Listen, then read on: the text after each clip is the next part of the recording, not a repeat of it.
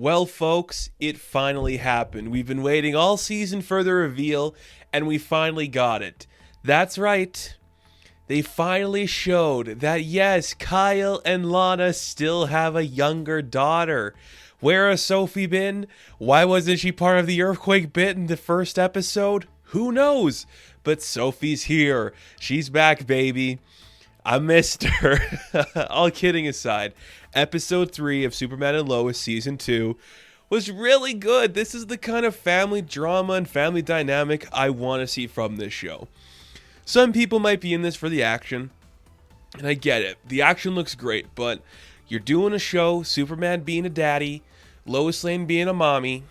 Show us some cool drama in that world, and we got a lot of it. There's a lot of storylines in this episode particular that kind of get resolved, kind of get pushed to the sidelines. A lot of new storylines being built up. It's doing a lot. And it's handling it pretty good, I will say. Some storylines, I don't like where they're going. Other ones I do like. So let's go character by character through all of their storylines in this episode. We'll start with Superman, because Clark has an interesting story. He's still having these visions and these memories of something. They kind of learn halfway through the episode that he is feeling the emotions that this being that is trapped beneath the earth is feeling. We'll come back to that big reveal at the end because it's very important to the story. I think that's really cool, and there's so many intense moments throughout this episode where Clark kind of loses control, and he gets mad at Jordan, he gets mad at John. It's just so much power, and Tyler is doing a fantastic job of just portraying that anger. You really buy it, and I love that this whole series has just kind of been Superman on the brink of becoming evil, kind of becoming unhinged. We don't actually go fully into that, which I think is very important and something I appreciate a lot. The scene at the end of the football match when Clark is blasting the lasers into his hands is so powerful. It emulates what we saw in the first season when Jordan just blasts into his father's hands because he can't control his anger. Oh, that was cool. That was very powerful. So Clark just had a lot of range and stuff to do this episode, and that made me very happy because I like seeing Clark do stuff, and it worked really well. And speaking of Jordan, he had his own storyline here too, which, this one, I get it. So in the last episode, we learned that Sarah went and kissed somebody, a girl at camp. Now, you'd think, okay, let's put it this way. If this was 10 years ago on the CW, we drag this plotline out forever. But you know what's not happening? That shit, because we have probably have more money. We have less episodes to worry about. We're going to streamline a couple things. So they fight, they confess their love. Jordan tries to tell his dad, I want to tell Sarah everything because I love her and I'm going to be with her forever. I'm going to marry her. Nope, you're not. Probably not. It's kind of common knowledge that a Kent dates a Lang and it goes nowhere. So that could be fun. But they kiss and make up pretty much. Jordan gets her a nice gift. It was his grandma's necklace, and it's a cute moment. I did enjoy seeing Jordan have that moment. I kind of liked the John storyline a little bit more, just because John, to me, is a more interesting character. I know where they're going with Jordan. Jordan is going to have the more easy ride in terms of getting his powers, and he'll have the more stuff to do that's Kryptonian-based. John, to me, is a great departure from the comic book because this kid could easily, and they're kind of teasing it in this episode, this kid could easily become the stereotyped CW character where he's aggressively mad at the world for no apparent reason other than we need drama built. But John has been doing a good job of hiding those feelings. Not perfect at times, but I like it. So he thinks that this freshman is taking drugs. He is. We learn that they're taking some weird kryptonite compound. It's a drug that's being passed around the school, maybe. I have no doubt we're going to learn more students are juicing. We just have to. That is such a common element for these type of stories where the students are taking drugs. It's a thing set in a school. You got to do the drug story eventually. I get it. What was a really interesting twist is that John's girlfriend, Candace, is the one supplying Timmy these drugs.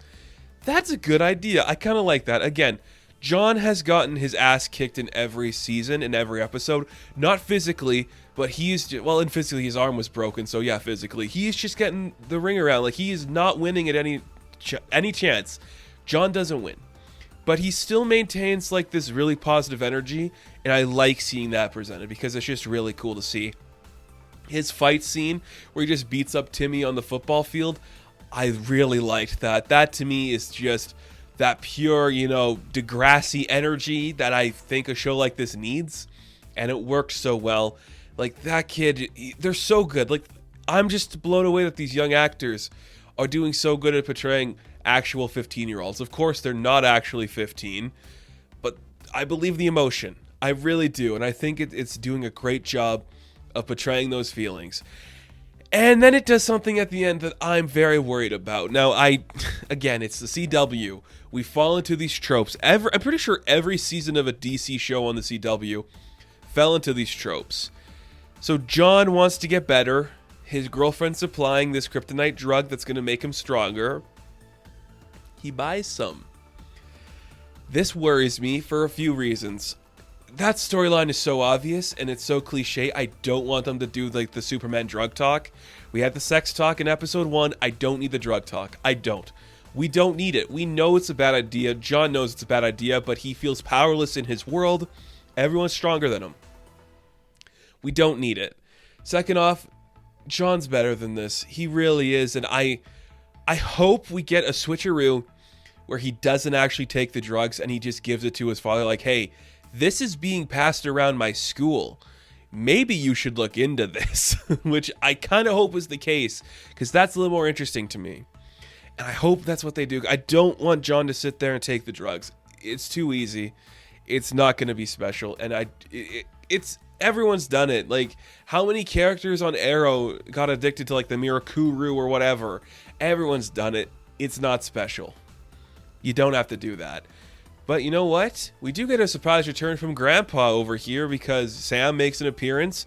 He comes in to help, figure out what's underneath the caves and all that stuff. But he's also helping his daughter here, Lois, because I thought this little side storyline about like the podcasting and the person coming on, the special guest that's going to ruin Lois's career, I thought that was going to be a side story. It's called Superman and Lois. This is Lois's part of the story. Her life's about to be ruined, and she wants to tell her dad, like, you have to see that your daughter was involved with this in a serious way, and it almost cost her life. And I loved that fight that they have where he's like, I don't get involved with my girls when they're fighting, okay? But Lois is just trying to tell him, you have to pick a side because she's going to get hurt, and she did get hurt. And that culminates in a beautiful thing where Sam actually gets a hold of Lucy and wants to set up a meeting between her and Lois, and when the time comes for that to actually happen, Lois is just left standing. Who actually shows up? Well, it's Ali Alistair, something like that. This could be a nothing connection, but Allison Mack, Ali, drug and occult in a Superman property. Think about that for a minute. I'm just Allison Mack. Could be nothing. I might be making the leap there again if like George Dean and like George Reeve and Dean Cain, whatever. That stuff, yeah. Okay, the Lois stuff in this episode was great. I thought it was really fun, really strong, really impressive. Elizabeth Tulloch does a great job of just conveying a broken Lois trying to get things right. Her chemistry of Tyler in this episode was incredible. They just have some really nice flirty moments that work really well. That was cool. And even there's some more other family dynamics going on here. You see that Natasha does not want her father to go suit up as Steel, but he has to. He has to go get involved in the fight and see what's going on there. We also see that the Cushing's got some stuff to do because last episode we saw that Lana was going to run for mayor against George Dean. Well, she holds a meeting. She gets called out for literally helping, Kryptonians take over Smallville. And before that, for putting like a mortgage lease or whatever the hell, I don't know what they said, like reverse mortgages on the houses, shut down a lot of farms. Smallville's against the Cushings. But through an intuition of a young person, we see that Sarah has a bright idea. Why don't you live stream, Mom? All the cool cats are live streaming now. You could live stream yourself in your kitchen. They can come to you directly from the comfort of their own home. I buy that completely. That is how you win against an old dude who looks like Gene Hackman. Honestly, that's how you'd win. I thought that was great. Kyle does not get a lot to do in this episode. Sadly, I like Kyle. I want him to do more. I hope he does do more. But Sophie's back, and I'm just... Why introduce the younger daughter if she's not going to be in the important scenes of the family? I don't get that. It is weird to me. But whatever. I digress. All of that drama was great stuff. The family dynamic, the way Clark was snapping at his kids, the way he came back to help them, Lois and her father fighting, it all worked great. But the end of this episode just threw a curveball a little bit. I don't think anybody was thinking this. So we all heard the krakoom, the boom, the doom. It's Doomsday, right? It's the big old suit. He's coming out. It's Doomsday. Well, no. So we see that when Clark actually interacts with this big suit, and the suit looks great, by the way. Well, this creature also has some weird visions that he's feeling the emotions of that Superman too, so they're intrinsically connected. We see that Steel comes in and punches him. Steel gets kind of hurt from that. Fight scene looked great. I love the scene when John Henry's just jumping up and this suit forms around him. Very cool. If he's going to be this universe's Iron Man, it's perfect. It works so well. And come on, you got to get Natasha in the Steel suit before we get Riri out there. You got to beat them to the punch on that one. I feel like we will. And then John's going to be mad that another person has powers. I digress again. Let's move back to the actual fight going on here. We break the helmet of the Doomsday. We don't see a Doomsday inside of it. What do we see? Well, it's a nice looking Clark Kent there. Is it? Kind of scarred. Kind of weird. It flies to the Arctic or something. And then guess what? It's Bizarro. It's Bizarro.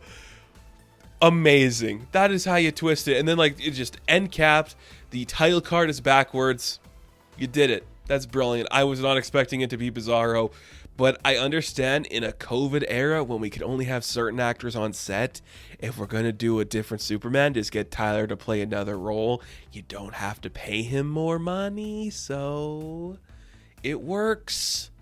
Brilliant. It looked great. It looked like Bizarro. He had the necklace too. I love it. I have a Bizarro toy down here. I don't know if anybody could see it because I'm kind of blocking it, but it's great, man. That's cool. It's awesome. This show just continues to impress me. It's taking so many interesting chances that work, and I think that's really cool. The only thing that really worries me is like the John storyline and like doing the drugs, but everything else I think was so perfect for like televised Superman storytelling. The fights looked great, the drama was great, the acting is great. It's amazing the CW is producing this because it looks amazing and it actually has something it's saying. It's cool. It's awesome. It's Bizarro, baby. They even tease it. Like, Lois literally says, like, don't go Doomsday on me, Kent. I'm like, what are you doing? It's like, we got a bizarre Superman running around, says Sam. Ugh. Just brilliant, gorgeous, amazing storytelling. I love it, and I'm super excited to see what's coming in the next episode. A great end for this episode. Just brilliant, just fun. This is it, man. Superman and Lois. If you still are not watching this show, there is so much to love, so much emotion, so much power, so much commitment to these roles.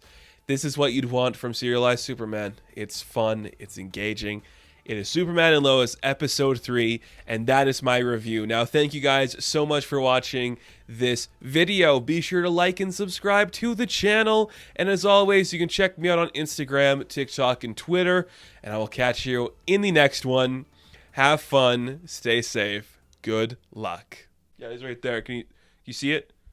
Bizarro's right there. Good shit.